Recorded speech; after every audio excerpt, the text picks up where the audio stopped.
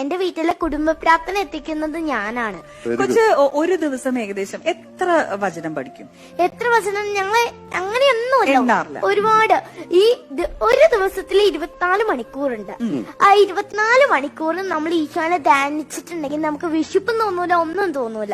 അപ്പൊ സ്കൂളിലെ പാഠപുസ്തകങ്ങളൊക്കെ പഠിക്കണ്ടേ? അത് പഠിക്കും. അതെപ്പോഴാ പഠിക്കാൻ? അത് നമ്മൾ വചനം പഠിച്ചിട്ടുണ്ടെങ്കിൽ തന്നെ അത് പഠിക്കാൻ നമുക്ക് സമയം കിട്ടും. എനിക്ക് ഒത്തിരി അധികം റിലേറ്റ് ചെയ്യാൻ പറ്റിയ ഒരു റീലാണ്. ഞാൻ ഈ കുട്ടിയെ കളിയാക്കിയ കമന്റുകളോടൊന്നും യോജിക്കുന്നില്ല. കാരണം അതൊക്കെ ബാല്യകാലത്ത് അങ്ങനെയാണെന്നേ, നമ്മൾ ഇങ്ങനെയൊക്കെ പഠിച്ചൊക്കെയാണ് വരുന്നത്. പിന്നീട് ഇത് ശരിയാണോ തെറ്റാണോ എന്നൊക്കെ ഡിസൈഡ് ചെയ്യാനായിട്ടുള്ള എല്ലാവിധ റൈറ്റും ഒരാൾക്കുണ്ട്. എല്ലാവിധ വിശ്വാസങ്ങളെയും അംഗീകരിക്കുന്ന ഒരു സമൂഹമാണ് നമ്മളുടേത്.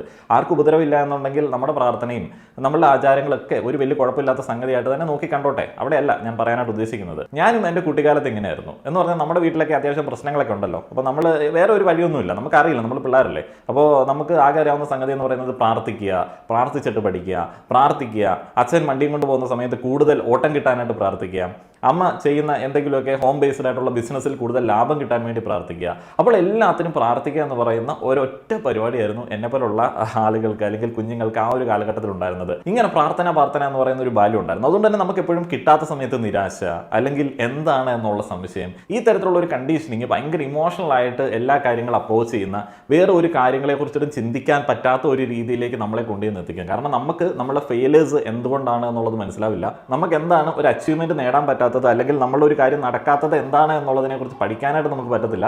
കാരണം എന്താണെന്ന് വെച്ച് കഴിഞ്ഞാൽ നമ്മളെല്ലാത്തിൻ്റെയും ഒരു മൂല കാരണമായിട്ട് കൊണ്ടു വെച്ചിരിക്കുന്നത് ഈ ദൈവമാണ്. എല്ലാം ഈ സമയത്തെയും എല്ലാം ദൈവനിശ്ചയത്തെയും വിചാരിച്ചിട്ട് നമ്മൾ ജീവിക്കുകയാണെന്നുണ്ടെങ്കിൽ നമുക്ക് ഈ പറയുന്ന ലോജിക്കൽ തിങ്കിങ് എന്ന് പറയുന്ന ഒരു കാര്യം കിട്ടത്തില്ല. ക്രിട്ടിക്കൽ അനാലിസിസ് എന്ന് പറയുന്ന ഒരു കാര്യവും നടക്കത്തില്ല. വലിയ കഷ്ടപ്പാടാണ്.